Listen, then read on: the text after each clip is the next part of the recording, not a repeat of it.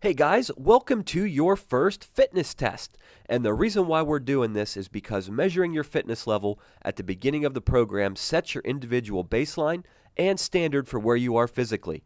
Over time, regularly measuring your fitness level is a great way to find out if you are making any progress. Now, if you don't score as well as you'd like today, just remember to focus on improving your scores periodically. As long as you're improving, your fitness plan is working. We're going to take a 3-part home fitness test. We're going to begin by doing a 1-mile walking test, then a push-up test, and your final test will be a 1-minute sit-up test. Now, before we begin, I have a special note. If you haven't done so yet, please download and print the fitness test results attachment. Your first test is going to be a 1-mile walking test. The purpose is to measure your cardiovascular fitness based on how quickly you are able to walk 1 mile. The equipment that you'll need is comfortable walking shoes, a pen or pencil and the fitness test results attachment, a stopwatch or a clock with a seconds hand, and a flat 1-mile walking surface. Now here's a very important and highly suggested way of doing this. Please, if you have access to a local high school or college university that has a 1/4-mile track, please utilize that facility to do this test. Because if you stay in the inside lane, you have to walk 4 times around that track to equal a mile. And you won't find a more comfortable, flatter surface to do this test on.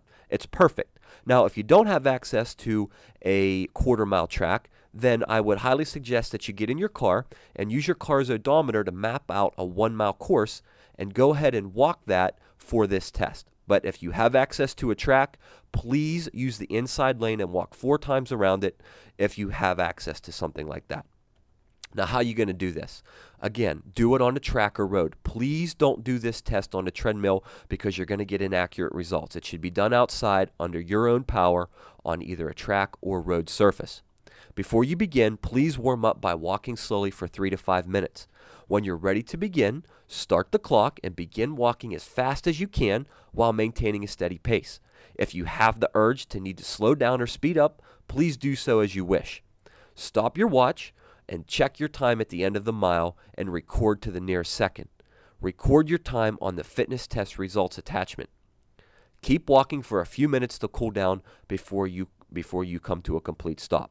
Remember, the goal of this test is to walk 1 mile as quickly as what you possibly can.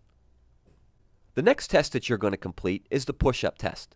And the purpose of this test is to measure your upper body strength based on how many complete push-ups that you're able to do until exhaustion. So we're going to answer the question, how many can you do? The equipment that you'll need for this test is a carpeted or cushioned floor, a pen or pencil and the fitness test results attachment, and a roll of toilet paper. All right, let's take a look at the push-up technique, both for men and women. And we're going to take a look at the standard military style first, which is how you guys out there are going to perform the fitness test. So you're going to need your roll of toilet paper, and you're going to go ahead and take and center your chest directly over top of your roll of toilet paper. So when you do that, you want to make sure that you get your hands just outside of shoulder width, and then again, chest is centered directly over top. Only thing in contact with the ground is going to be your toes and your hands. And then before you begin this test, the most important point is to make sure you're in proper form and alignment. And that means that your head, your shoulders, your hips, and your knees are in a nice straight line. And this is what it looks like. Head, shoulders, hips, and knees in a straight line. An incorrect position to start this would be with your butt up in the air like this, or your hands way out in front of you like this. Make sure your hands are directly under your shoulders, and your head, shoulders, hips, and knees are all in a straight line. When you begin the test, you only have to come down and feel your chest touch the roll of toilet paper, and that's all the lower you have to go. And then I want you to lock out at the top until you have a straight arm. All right, so it's down, feel your chest touch, and then straight back up. That counts as 1 repetition. As you get going, you're going to fatigue. Eventually, you're going to run out of steam and not be able to do anymore. When that happens, I want you to be honest and fair about counting the repetitions as it gets more difficult. So, when it does get more difficult and you don't come down far enough and you don't physically feel your chest touch that roll of toilet paper, I do not want you to count that repetition. And then the other example is that when you do get your chest down and you're on that last rep and you can't get up and lock your arms out, okay, because you just can't push it up, you've lost and fatigued and it's done, then you don't count that repetition either. Okay, so those are examples of how you do a proper push-up and examples of repetitions that I don't want you to count as a male. Now for females, same rules are going to apply to you, except that you get to put your knees on the ground. But with your knees on the ground, that still means that everything's in alignment, just like I showed the guys. So your chest is centered over top of the roll of toilet paper, but same thing applies. Your head, shoulders, hips, and knees are in a straight line. So make sure that that is the case before you start, and then you're going to do the same thing. You're going to drop your chest. You must physically feel your chest touch the roll of toilet paper, and then you have to come up and lock out at the top to count 1 repetition. Okay?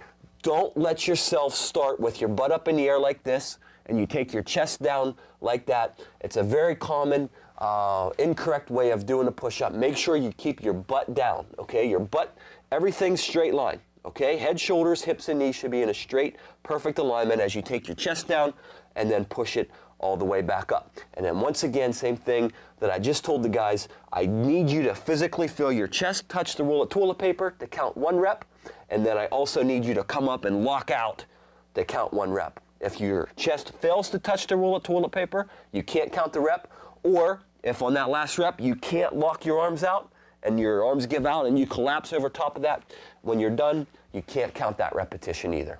So I hope that helped. Good luck.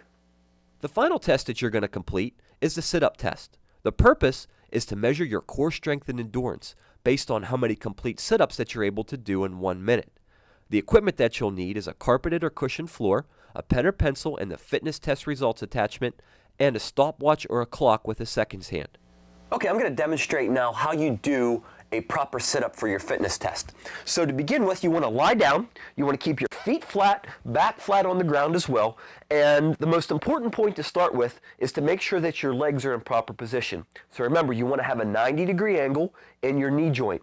So if you can imagine a line going through your lower leg bone, through your upper leg bone, that intersection should form about a 90-degree angle. So that's how far away that you want to try to get your heels from your butt. It's about a 90-degree angle in your knee joint.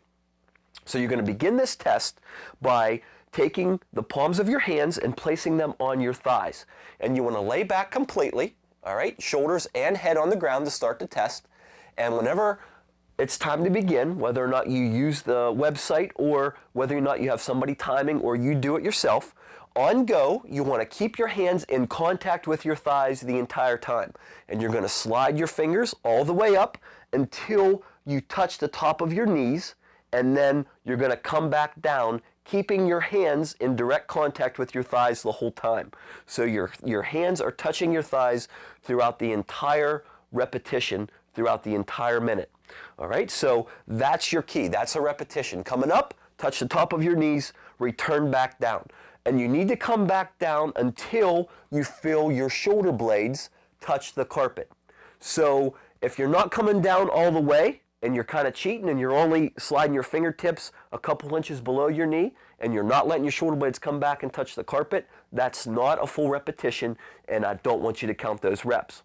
Another example of an improper repetition and reps that I do not want you to count is whenever it starts to get tough and you have to take your hands out of contact with your thighs and use momentum to get up, okay? Or if you come down and you don't have enough strength to control yourself on the way down and your hands leave your thighs, you can't count that repetition.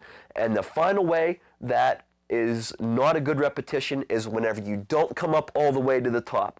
So there's going to come a point most likely when you're going to fatigue before the minute's up, and whenever your fingertips can't come up to the top of your knees, you can't count those repetitions. Okay, so be honest about it, be fair to yourself, and only count those repetitions that you do a complete sit-up according to this fitness test.